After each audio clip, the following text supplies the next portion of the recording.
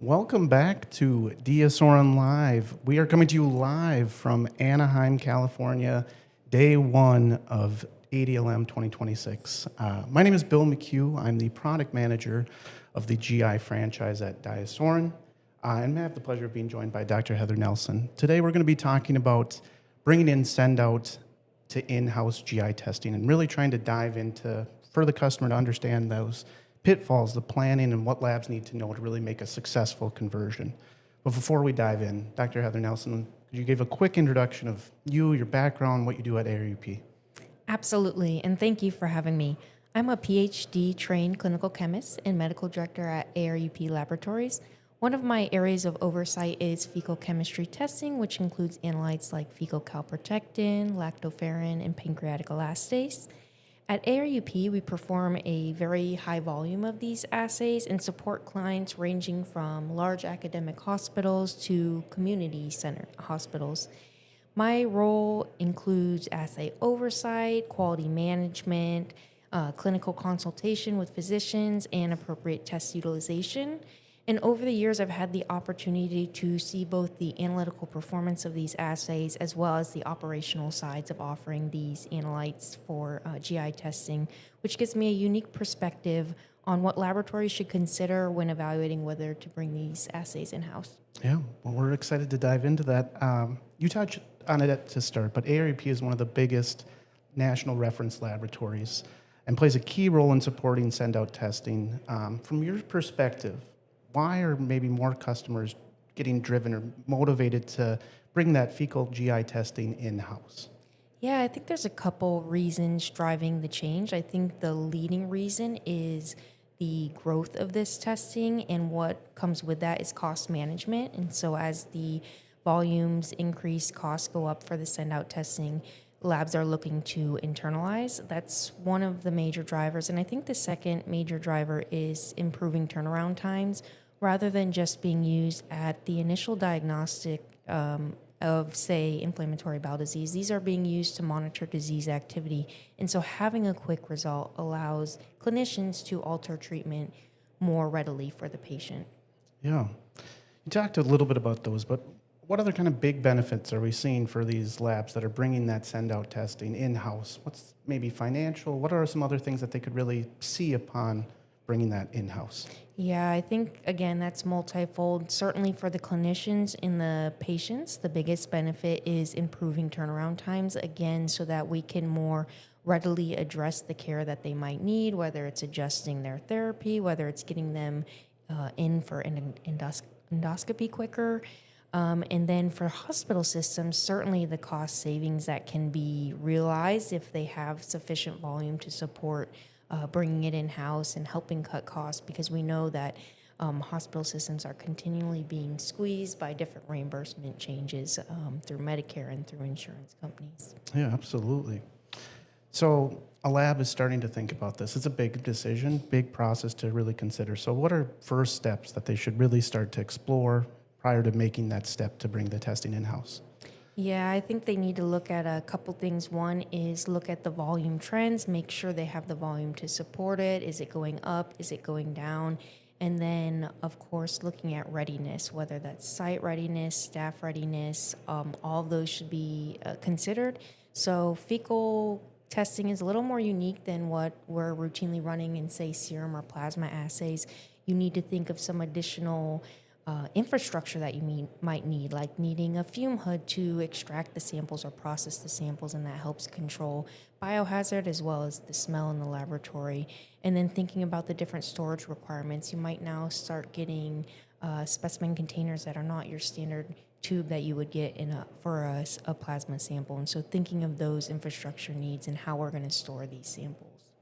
So one of those points I'd like to just kind of circle back on is you mentioned the people part of it, and kind of what do you need to really do to really engage those stakeholders? Well, how do you bring them along in the process? How do you make sure they're involved in it as key stakeholders so that it makes it a successful transition?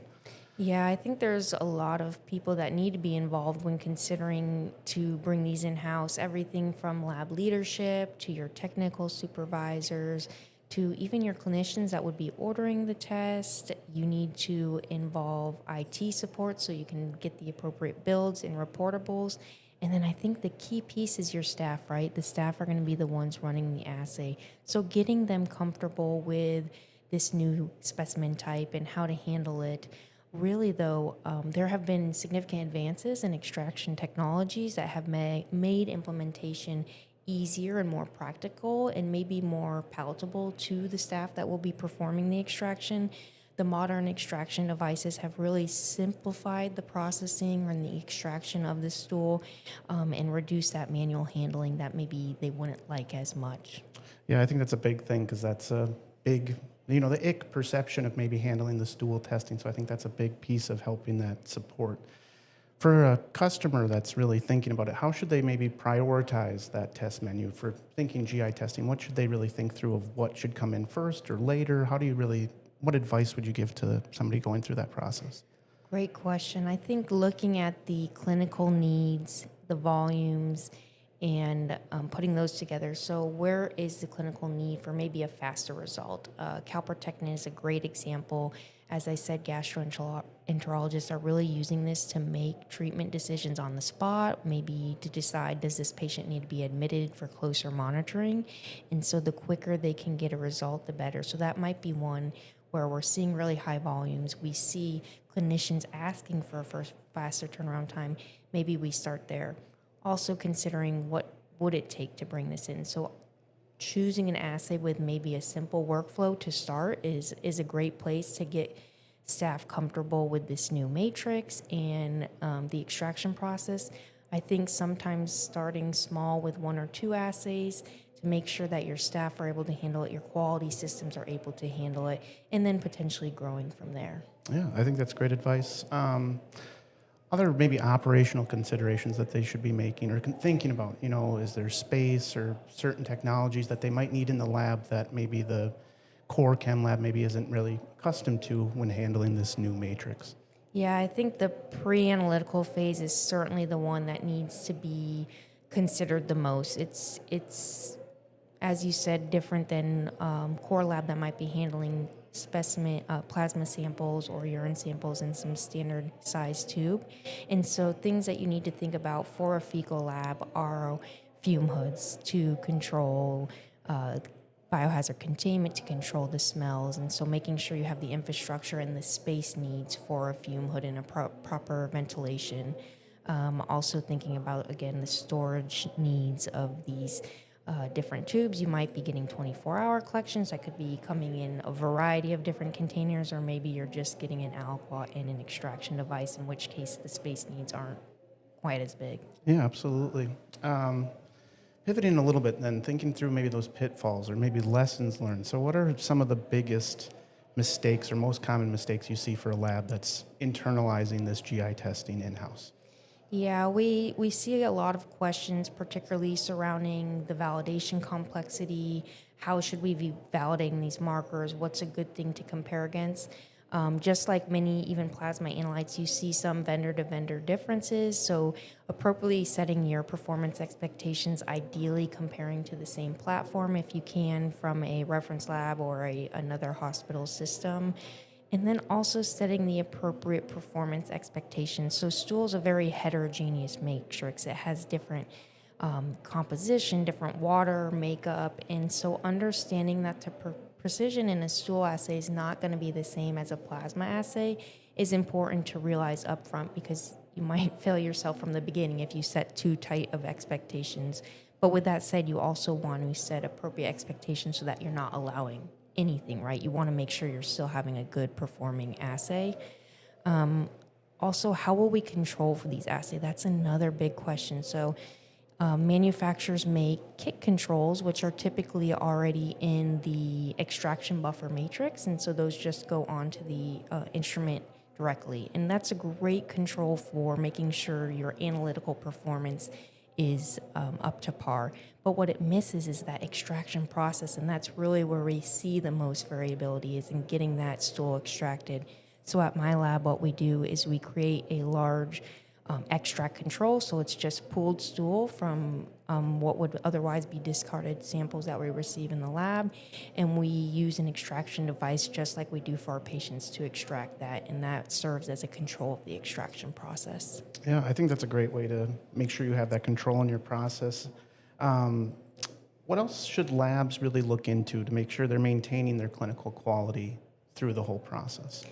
Yeah, that's another great question. Of course, closely monitoring those quality controls, including both the kick controls and your extract control. That's obviously key, but then also monitoring proficiency testing performance.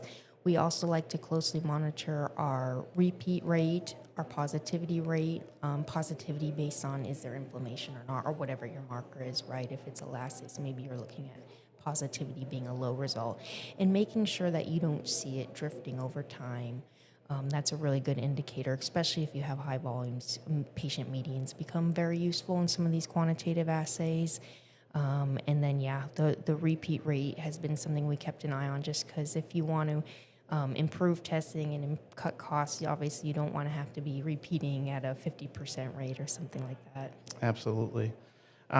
We touched on it a little bit earlier, but just to circle back, kind of the role of open communication and education efforts with the clinicians to really make sure it's a smooth transition for an account. Yeah, I think interacting with the clinicians as early on as possible is critical. Understand their needs. What are they looking for? So that's as simple as what turnaround times do you need, and can we meet that with the staffing we have if we were to bring it in-house? And then talking to them about what the change might look like and what the timeline is. So are we going to be using the same vendor our send-out lab was, or are we going to be switching vendors? And what performance implications does that have? So is the cutoff that we use going to change? Is the result range that we might expect to see going to change? And so that can head off a lot of questions if you change without letting them know, and all of a sudden they're seeing results that are maybe double what they're used to seeing. It could cause some alarm. So bringing them into that conversation earlier on, and then also understanding what interpretive guidance do you need from us, and so that they can build that in from the start. Yeah, absolutely. Since you're here, I just have to ask, but where do we see really the future, next 5 years, thinking about fecal, calprotectin, fecal elastase, lactoferrin, where do you see that going in the future in terms of testing market? Yeah, I think we'll continue to see a shift from thinking of these markers as purely diagnostic markers to markers that are really critical for managing patients. So determining the degree of their disease activity and what medical or treatment changes need to happen accordingly. I think we'll also start to see some additional markers come onto the scene that aren't there yet to help us increase our specificity. Again, it's distinguishing. Calprotectin has been revolutionary in distinguishing inflammatory bowel disease from irritable bowel syndrome, for example, but then further helping us determine maybe does this patient have ulcerative colitis versus Crohn's disease, and ultimately that relies on endoscopy now. And so if there's other markers we can look to in the future to help us distinguish that, I think that would be great. Yeah, that's exciting. You got me excited about the future, but having overseen the GI testing at ARUP, if we think about really for a listener, all those enjoying us today, who's on the fence about making that decision to maybe internalize testing, what's that advice that you'd want to leave them with, or thoughts that they should take with them? Yeah, I think the key is to use as much data as you can to help drive that decision.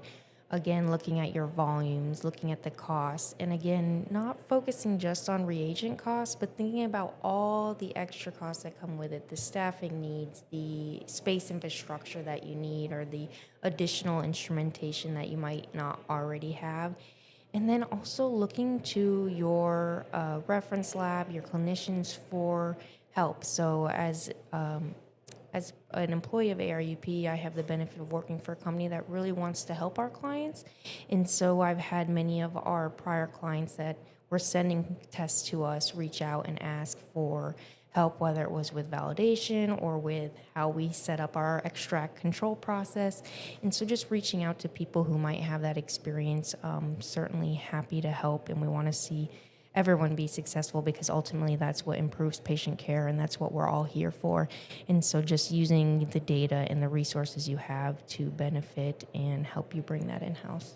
I love that. I think that's a great way for us to end, talking about at the end of this is all about patients, and that's what we're doing it and why we're here. So I want to say thank you, Dr. Heather Nelson, for being here. This has been a pleasure to be able to be in the booth with you.